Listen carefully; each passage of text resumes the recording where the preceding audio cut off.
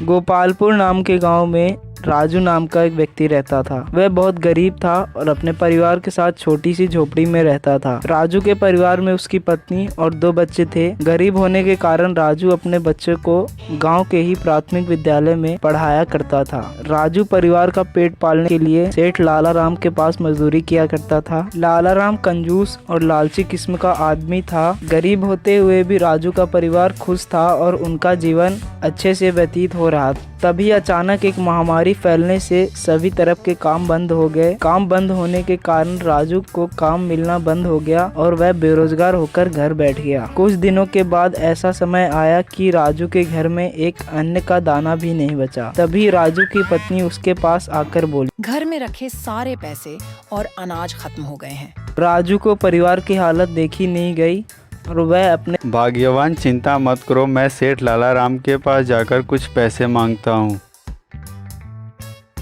सेठ लाला राम के पास जाता है।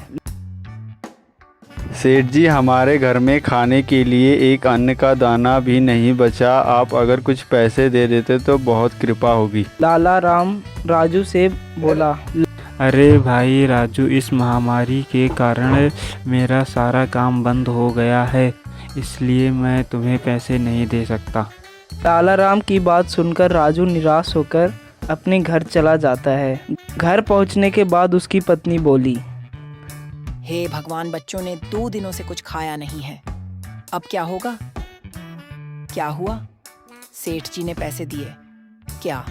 फिर राजू के पास उसके बच्चे आते हैं।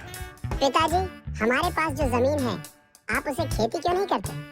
है पिताजी, आप एक बार खेत में जाकर अनोगने की कोशिश तो कीजिए, शायद भगवान की कृपा से फसल हो जाए। यह बातें सुनकर राजू और निराश हो जाता होगी, है। लेकिन बेटा वह जमीन तो बंजर है, उसमें खेती कैसे होगी? राजू बेटे की बात को मना नहीं कर पाता है और फावड़ा लेकर अपने छोटे से बंजर जमीन पर चला जाता है। राजू ने जैसे ही फावड़ा चलाया, उसके फावड़े से कुछ टकराने की आवाज़ आई। वहाँ पर एक पुरानी संदूक थी। अरे भगवान, यह क्या है? यहाँ पर इतनी पुरानी संदूक कहाँ से आई? लगता है इस संदूक को मेरे पूर्वजों ने यहाँ रखा होगा और मेरे लिए कुछ खजाना छिपाया होगा। राजू ने उस पुरानी संदूक को निकाला और खोल कर देखने लगा। संदूक खाली होने के कारण राजू निराश हो जाता है। राजू निराश होकर वहीं बैठ जाता है। तभी एक आवाज़ आती है। राजू इधर उधर देखता है, परंतु उसे कोई दिखाई नहीं देता। कौन है? मेरे सामने आओ। राजू ने संदूक को बोलता देख हैरान हो जाता है। राजू संदूक की बात मानकर घर चल देता है। घर पहुंचते ही राजू की आवाज़ सुनकर उसकी पत्नी तथा बच्चे दौड़े दौड़े आते हैं। भाग्यवान, जल्दी यहाँ आओ, देखो मैं यह क्या लाया हूँ। देखो, यह एक जादुई संदूक है, हम इससे जो भी मांगेंगे यह उसे देगी। हे जादुई संदूक, हम बहुत दिनों से कुछ खाए नहीं हैं, हमें खाने के लिए अच्छे अच्छे पकवान दो। राजू के बोलते ही वहाँ पर भिन्न भिन्न प्रकार के भोजन आ जाते हैं। 2 दिनों से भूखा होने के कारण राजू का परिवार भोजन का आनंद लेता है।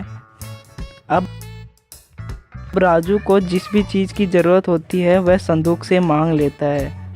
कुछ दिनों के बाद राजू गांव का सबसे समृद्ध व्यक्ति बन गया और दान पुण्य करने।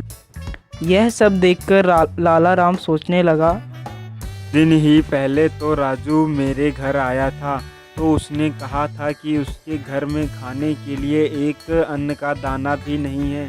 तो अचानक ऐसा कौन सा खजाना उसके हाथ लग गया कि वह इतना अमीर बन गया।